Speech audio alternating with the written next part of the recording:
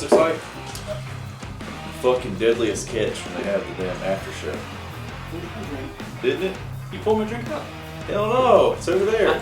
No, you can have a glass. They have an after show on World's Deadliest Oh, Catch. that one right there. No, it's down. It's in the sink, right? 130. Yours is in the sink. No, that one right there. Yeah, they do an after show in There's Deadliest. something in this. Is that what you had? Well, give me the one that you just poured away. Nice drink that. I don't know what that is. That's the one we use for the Oh, prop. okay. It's the prop. They've been there a while. Oh, that's good shit. That's good stuff. Yeah, Deadliest Catch, where all the captains sit down. Never seen it. I've seen World's Deadliest Catch, but never seen that. World's Deadliest Catch? Yes. Was that the World Series of Crabbing? The World Series of Crabbing. Who won Well, last you're year? right. Bunch of crabbers. Alright, so, welcome back to another episode of the Pirate Forge YouTube channel. This is pretty cool, pretty special build. If you guys already seen it in the title or whatnot, I got commissioned to make a sword for a king. Well, the king of Instagram. That is Dan Bilzerian. So it's kind of a crazy build. Every sword that I make seems to get better than the last one.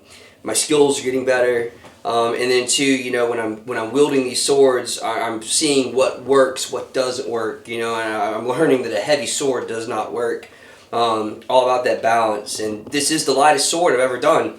And I think I'm starting to get really true to a sword that's very similar to the swords of old, of history. And man, just what a wicked piece. You guys have seen the cut test. I don't know if I'm going to put the cut test before this breakdown or after this breakdown, but regardless, when you see this cut test, it is insane. It goes through a flesh and bone target like it's not even there. This sword is just over 3 pounds, 3 pounds 4 ounces, but just the balance is fantastic. But anyways, I'm rambling on as usual, but this was a sword, again, for a king, for Dan Bilzerian. So I want to come back here and figure we do like the reveal back here in the Pirate Bar. I got my bros here. This is Bane, and then over here we got Brandon, and we're gonna just give you a little breakdown of this blade, discuss the build, discuss the performance of it, maybe even talk about the man this blade is going to, Dan Bilzerian. Lots of cool things to talk about. So we're going to sit here, we're going to drink some good drinks, and we are going to discuss this sword. Sword is called Dusk, and we'll get into that too. So Dusk, sword for a king. Alright, let's discuss this sword. Again, the sword's name is Dusk, and it's a sword for a king. Definitely the craziest sword that I've made so far. Let's start from the outside, we'll work to the inside. This is my wooden 3-piece wooden scabbard. I've got stabilized hemp wrap here, doing some really cool stuff with West Systems products, G-Flex epoxy, and their 5-minute epoxy. Doing all kinds of crazy stuff with that, and just making a really awesome finish on these scabbards. Hand tool leather. We got ambidextrous carry. It's got snaps on both sides. Again, I profile it mostly for a right-handed person, and you'll carry it on your left side. But yeah, that's the scabbard. Super nice, super light, super balanced. It goes right down your side. Let's take this beast out. Let's talk about her. So there it is. I know we're back here in this bar. This sword is very dark, so you probably can't see. Well, I know you can't see the layers. I'm going to set this thing down because this thing is freaking scary. I don't need to cut myself anymore. I don't have the COVID, guys. I've not been feeling good while I was making this thing. I caught something. It may have been the COVID. I don't know. But I've been having issues with breathing. I think this stuff causes like bronchitis. I've had like a cough for a while, but I'm starting to get good. I'm starting to feel a whole lot better. But that was kind of crazy too. When I was building the sword, I really wasn't feeling too good. And whenever you're having trouble breathing, you're putting a respirator over your face. It really sucks. So a lot of that suck and pain went into this thing, and I think that's why it's even more incredible than the other ones in the past. It was a hell of a story, hell of a build. So how did I start out with this right here? I knew I was making the sword for a really kick-ass person, making it for Dan, and I wanted to go above and beyond. So I wanted to try something I haven't tried before. Again, this is Death Mascus. It's a blend of 80 CRV2 and 15 and 20. You've got your darker still, and then your 15 and 20 with some nickel in it, so it etches lighter. I call this Death Mascus because, I mean, hell, why not? The shit's badass, and you see it in the cut video. It is death. So Death Mascus. As far as I know, I was the only smith even using this blend of steel. I use 80 CRV2 a lot because it's a like a super spring steel, like 5160 on steroids, is what people call it. But I was like, you know what, why not mix 80 CRV2 and mix 15 and 20 together? Yes, 15 and 20 is shallow hardening, 80 CRV2 is deep hardening, but whenever you get those layer counts up really high, you're getting that steel structure kind of homogeneous throughout the whole thing. So, of course, this is over 2,000 layers. This thing went through that pig, flesh and bone, big bones, I mean, just sending it through there. And this is a really light, thin blade, and not a hint of any kind of damage, nothing. I never even touched the edge up after doing the cut test. It's still just as pretty and as perfect as it was before. So yeah, Death Mascus is what this is. It's a Pirate Forge original, a Wayno original. So let's talk to this build. I took 21 layers, 15 and 20, ACRA2, stacked those up kind of like a deck. Where's that deck of cards at? Hand me a deck of cards real quick, dude. I think it's over there behind the treasure chest. Up under the chick's boobs. To the left of the skull. Under the sacred... There you go. There's a lot going on out here, guys. If you're only seeing one side of this bar, there's a lot going on all around you out here. So, here's the deck of cards we got from the Palms Casino. And so you'll take like 21 layers of steel, and you alternate the layers. So let's say this is 21 layers. We'll say the stack is, obviously the stack would be like this tall, but 21 layers like that. Set the forge welds, make it homogeneous, draw it out. It draws out into this big long bar. Then we take the bar, we cut it up. In that case, we cut it up to 10 pieces. Surface ground the top, the bottom, got rid of all the oxidation. I'll decarb the stuff that's going to prevent it from setting a successful weld. Are you guys bored? No, I'm great. Just hang on. Okay, cool. If I have anything to add, feel free. Brandon over here, he helped me use the surface grinder, so he was helping out.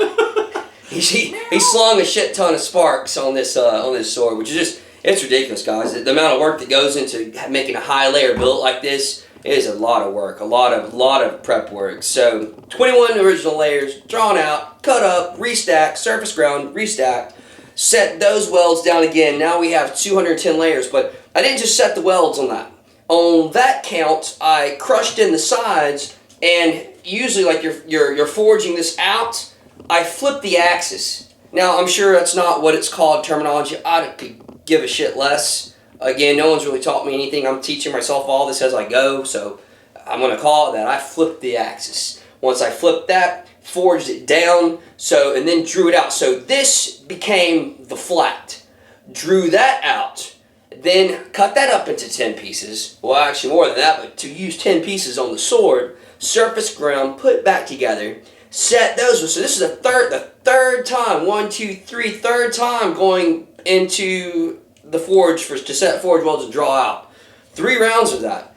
So set the welds on that, and then crush the sides, flip the axis again, flip the axis back like that. You're really testing the hell out of your welds, because usually when I'm doing Damascus, I'll do a couple heats on that top and bottom to compress the layers, then turn it sideways, and you'll compress it a little bit. And you know, when you're putting it on the side, you're really stressing those welds, and if there's any problems, you're going to see it open up.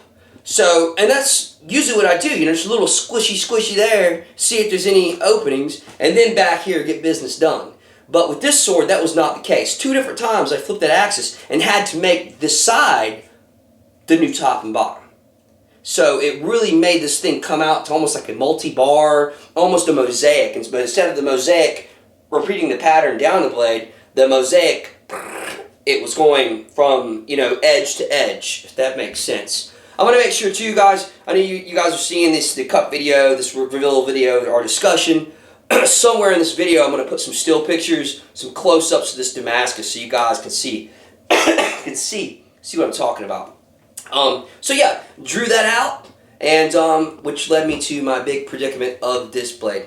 When I was discussing this blade, I wanted to make a really big blade for Dan. Dan is one of these guys that's larger than life, really grabs the bull by the horns and takes charge, and that's cool. I totally respect that. That's kick-ass. Dude's out there living his life and having a blast. So, bigger is better.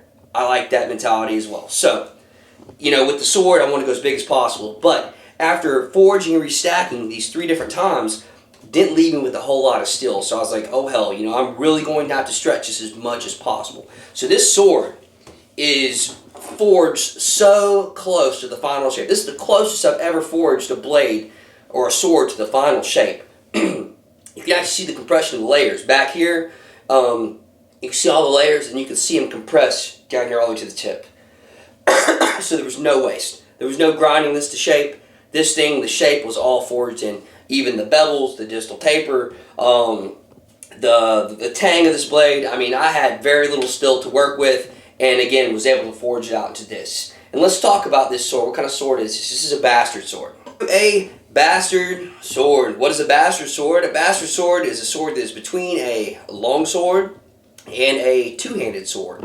So a long sword just has, you can fit one hand on it and you'll have the pommel there. And the two-handed, obviously, you can fit 2 full hands. But a bastard sword is somewhat in between. You can fit a hand and about a half.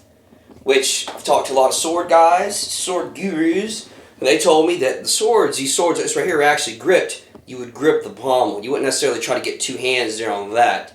You would grip that pommel. And actually, whenever I'm wielding one of these blades, it makes so much more sense. When you put the hand on that pommel, it really just makes like a fulcrum effect. I mean, it's just, you got some real physics going on in that. Was that his phone beeping? Yeah.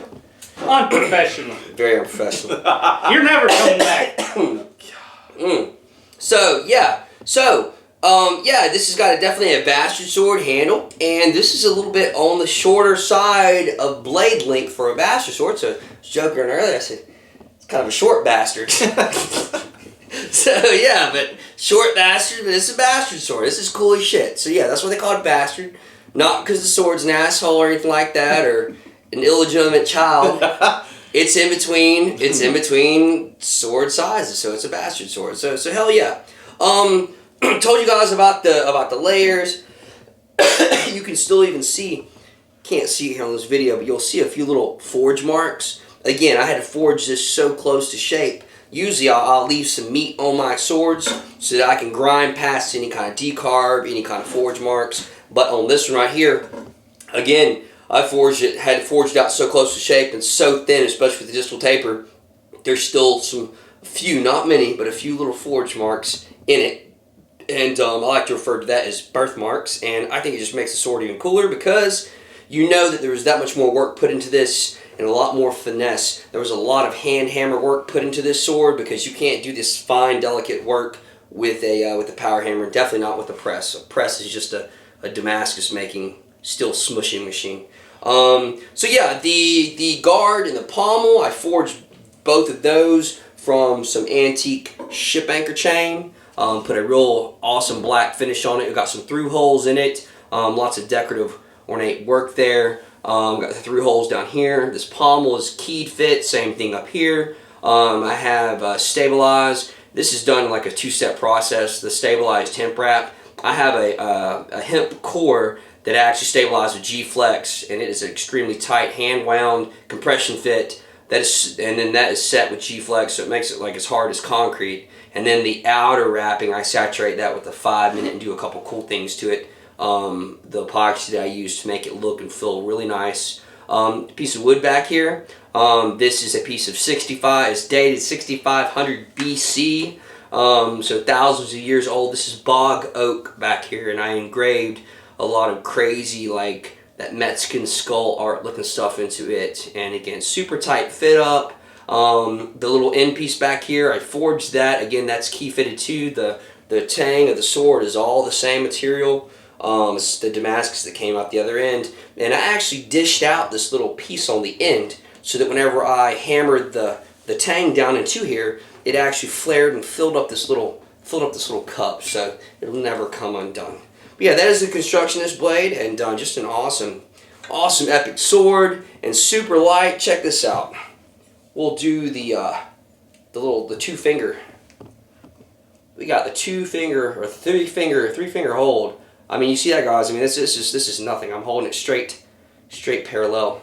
Is that parallel? What is that called? Parallel? Yeah. Horizontal, I guess it's Horizontal. So, but basically it's not moving, and that's just 3 fingers on that blade. So it shows just how light the blade is. So hell yeah, it was awesome build. And again, the cut test, taking no issues, no damage, no rolls, no chips, no nothing. Really got that heat treat down. A lot of people ask me how I heat treat these blades, and it is a lot of work. Heat treating something like this, getting a really nice, consistent, tight grain, good temper. Can't do it without the kilns I use. I use Edenheat kilns. I've got a monstrous kiln. I've got a 31 inch and I've got a 49.5 inch extreme depth. And that is the kiln that I'm able to get this done. And again, I've done my homework, done my research, putting a really fantastic heat treat on these swords, as you can see in that cut video. So, anyways, let's break it down. Let's hear what my bros have to say about this, or any of the background stuff. Brandon was here for most of the build. And Brandon was here for the cut test. So, you have anything to add to this build here? This super build off? I think a lot of swords are underappreciated. You really don't understand until you actually are here to see the process and step by step what it takes. It's a work of art. It's one of a kind. There's no other sword out there like it. It's scary sharp. You'll see the cut test video. The sound. Woo! Dang. It's talking to you, man. It like killed you right there. I was about to say, man, I was worried about. I knew the sword was fine. I just didn't want to, those are nice glasses now. Go back to red solo cups and look uncivilized in this bitch. Oh, yeah. There you go. Sure. Carry on. Well, anyway. Yeah, the audio from the camera does not do the cut test justice. Mm-hmm. It sounded crazy, almost like a gunshot when that first swipe through that pig just wham. It's like it was insane.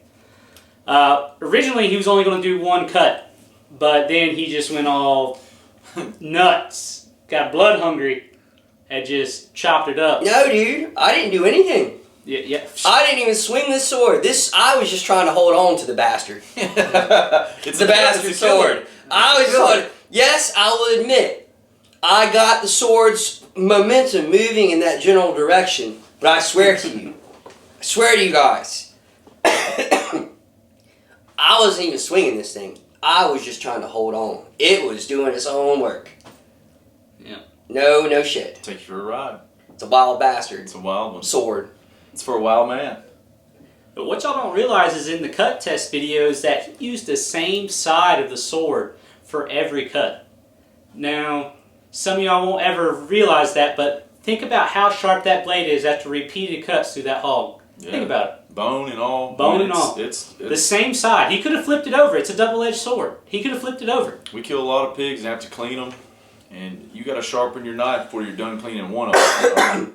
Let's go ahead and debunk the rumor, because we've showed this video to a few folks, and we done had a few folks say, "Did you debone that pig?" I'm gonna tell you, I don't give a shit if you think that I make a good video. I'm not gonna spend the time to take all the bones out of a damn pig. But also, you can see from the videos, if he had no bones in him, he would not be erect. Right. He would not be all sitting out. But you can hear that sword when it goes through those bones. And again, I've cut big wild boars in half, one swing. You guys saw my falchion on Forged in Fire. Doug Marcotta swung that. It went through that pig in one swing. It's not a fluke. I've got that geometry and that heat treat. I've got some stuff on point over here at Pirate Forge, and are truly making some exquisite, awesome pieces of some work. So yeah. Cut test too, you didn't tell them. So the cut test and all that, we wanted to get this cut test done before the sun went down. kind of on a tight schedule. Dan's birthday's coming up. We're wanting to get this out to him before they go off and celebrate for his birthday party. And so trying to get everything wrapped up. I've spent about a month on this thing, it feels like, between all the stuff that I've been doing for it. Well, you've been to the doctor or the hospital like twice. It's not the hospital. Make it sound like I'm dying. I went to the doctor and got some steroids. Got an inhaler. It's fine. It's no big deal. Kill it, man. It's My lungs are perfect. I'm fine. I'm just dealing with some like viral bronchitis. Probably this COVID bullshit. Huge man period. But it'll be over soon enough. But the crazy thing was going to try to get this sword, the cut test, done before the sun went down, and the sword had other plans. Because it took me forever to put an edge on this thing. I don't know what was up with the steel or what, but it just, maybe it was in the zone. I don't know. Maybe it didn't take that long, but it seemed like it took just long enough for the sun to go down. It did not want to come out and play with the sun up. So, and Brandon was telling me, damn, you think you could have made that thing any darker? I was like, dude, I really wasn't trying. It's just what it came out to be. So even with the Damascus, the etch, everything, it's really dark. It didn't want to come out and play until the sun went down. You can't see it in the video, but the sun was just gone. It just dropped. Right before we do the cut test, we lit everything on fire. And I'm sizing up the hog, getting ready to go at it, because you don't get no redos. It's one shot. We went and bought this hog from the local grocery store. So spent, a couple $100 on the pig. That's a lot of money to drop for a cut test. And again, I'm on such a time crunch. There's no redos. So it's all on me, you know what I'm saying? The pressure was there. And right before I get ready to make the real swing and to make the cut, it starts to storm, it starts to rain. It was crazy. It seems like something always crazy happens during these cut tests. The wind starts to pick up, or I don't know, guys. Maybe I just... Hurricanes come. Oh, you haven't seen that video yet. We've been gone from YouTube for a while, but there is a hurricane build coming up, and you're going to want to watch that. So y'all keep bothering him. Middle of a hurricane. Oh, yeah. I'm out there swimming in waist deep water with hurricane winds. Don't tell them everything. They got to watch it. Dodging debris. It was crazy as shit. It was really crazy. We have a video of something getting forged in a hurricane.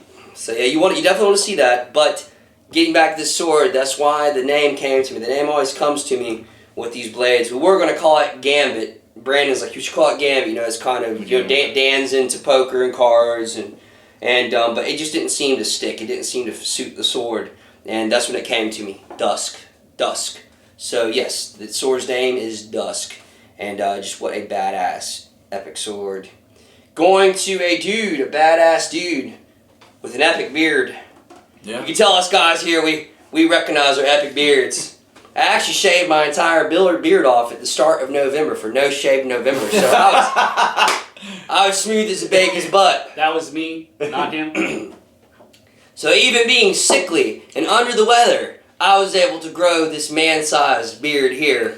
So I hope you guys respect that. I hope Dan Bilzerian, if you're watching this right here. Oh yeah, he's got a beard. Respect to the beards, my friend. Respect to the beards. I didn't build this damn sword, the beard did. Right.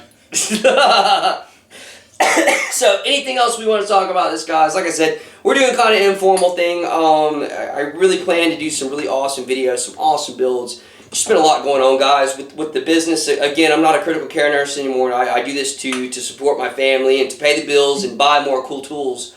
So, it's balancing the production of some YouTube videos with making things to sell. And like I said, I ain't been feeling too good the past month and a half. So it's kind of been a little difficult, but like I said, after Christmas and the new year, going to really start planning to be consistently dropping some YouTube footage for you guys. So yeah. So anyways, Dan Bilzerian, hope you like this sword. Think Dan's going to like this? Oh, he's going to like it. Happy birthday. Yeah, happy birthday, dude. Yeah. He's gonna love it. If you don't like this, we'll take it back. Yeah. No, I'm pretty sure he's going to like this, man. There's a lot of thought put into this blade. It's a killer. So, and talk about Dan Bilzerian too. It's cool whenever I make blades for certain people. I feel a connection there, and Dan is really definitely a cool dude. And I know there's a lot of haters out there. Hell, I've got haters. It seems like if you're doing something right, you're going to have haters. So as far as I'm concerned, I don't know why there's so much damn hate in the world. I think we should all lift one another up. And that's no bullshit. You can ask my bros here. Yeah. That's why I don't have many bros, because a lot of people hate on success. They are always waiting to see you fail. And even if they don't talk shit whenever you're Yeah. climbing to the top, they wait till you fall down to talk shit about you or anything like that. But as far as I'm concerned, Dan Bilzerian with his lifestyle and all that stuff he does, dude, that's cool shit. The dude's owning it, and you know what? We need a Hugh Hefner for our generation. So, so Dan Bilzerian is it, and Hugh Hefner never had a cool beard, anyways, right? Never had a cool beard.